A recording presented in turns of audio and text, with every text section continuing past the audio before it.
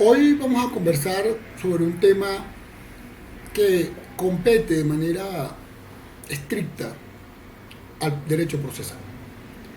Si bien su nomenclatura hace alusión a los negocios jurídicos en general, la, el enfoque que le vamos a dar el día de hoy es exclusivamente dentro y para el proceso. Se trata de las nulidades procesales.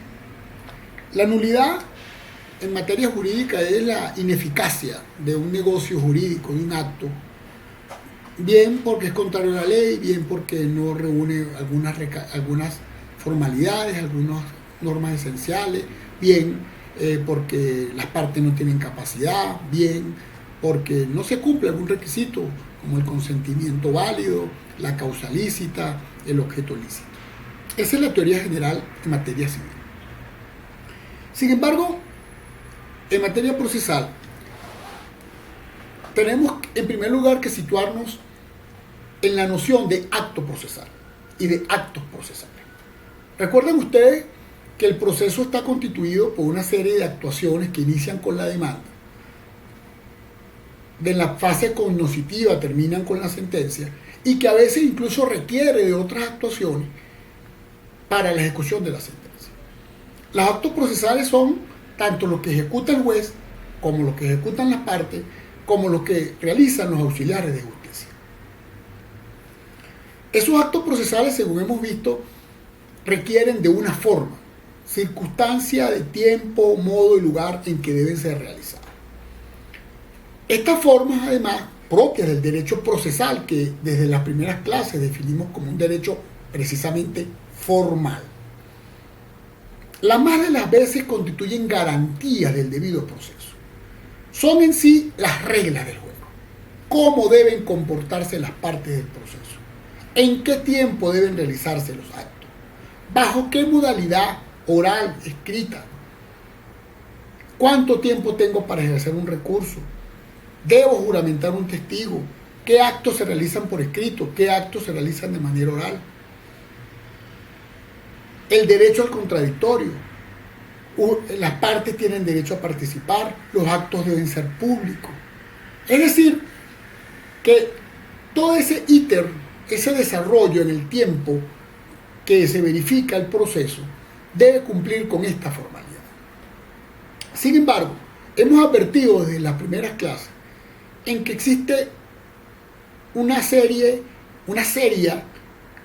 no contradicción, sino una paradoja entre la noción de derecho procesal y el formalismo que le es propio y sendas normas constitucionales que nos señalan que el proceso debe ser ágil, debe ser rápido, que no se sacrificará la justicia por formalidades no esenciales y que se evitarán las reposiciones inútiles.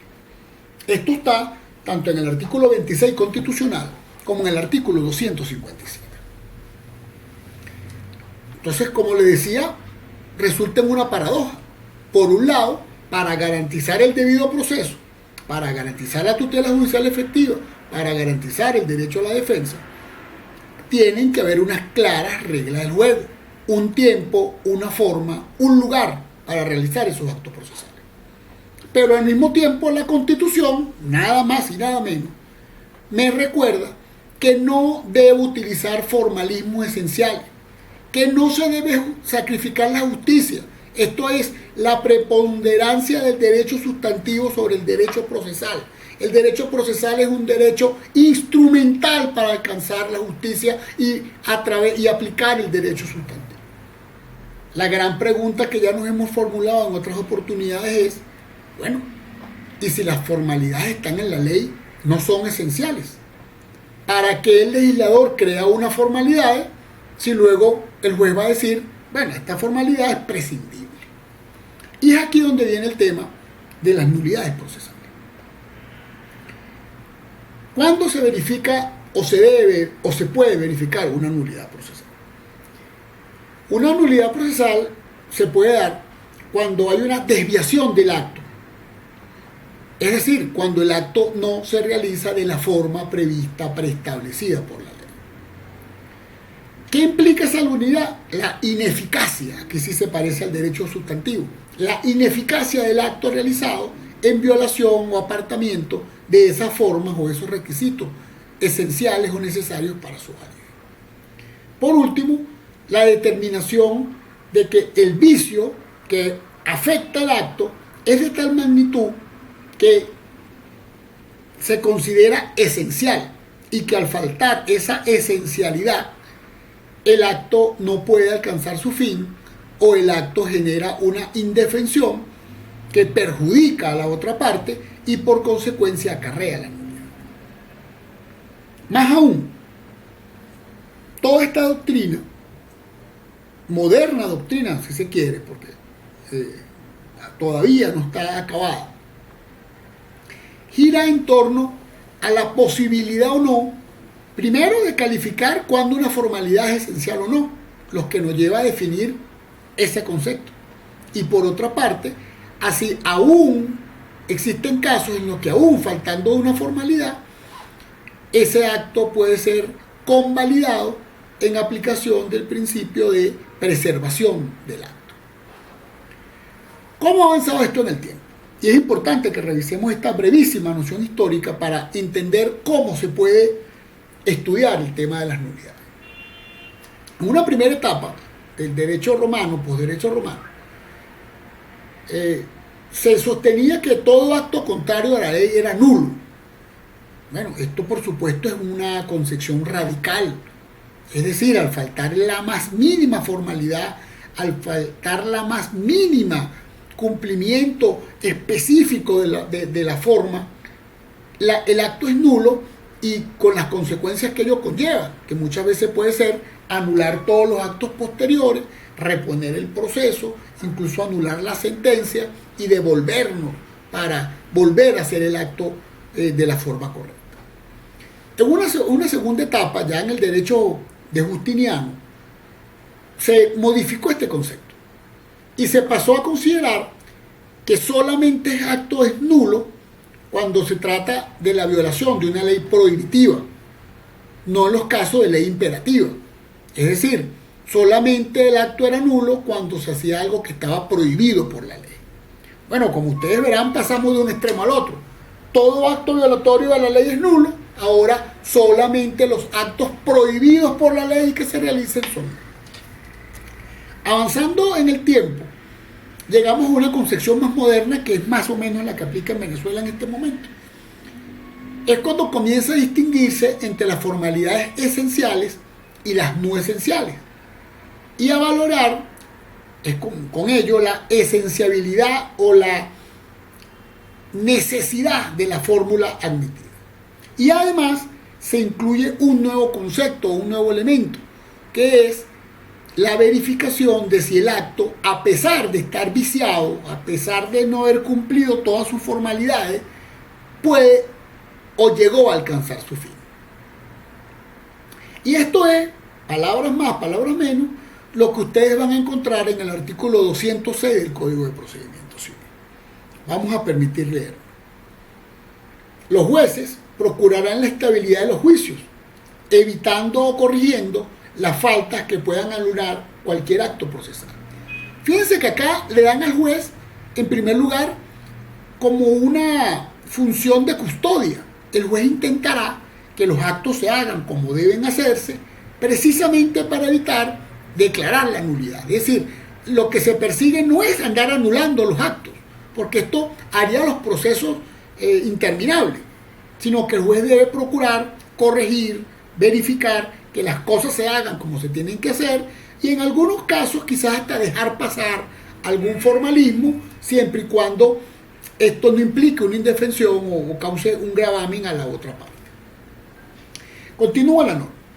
Esta nulidad no se declarará sino en los casos determinados por la ley. Aquí pareciera aplicar el criterio de Justiniano, es decir, o el criterio de Justiniano, cuando la ley determine que la falta de un acto o no realizar el acto en la forma prevista por la ley acarreará su nulidad. Ya vamos a poner unos ejemplos. O cuando haya dejado de cumplirse en el acto alguna formalidad esencial a su validez. Aquí volvemos al tema de la esencialidad y a la gran discusión filosófica que nos obliga a agarrar con una lupa, con un microscopio, cada norma procesal y determinar si la formalidad que establece la norma es esencial o no, indistintamente de si es legal o no, porque si está en la ley se supone que es legal y en principio también se supone que es esencial.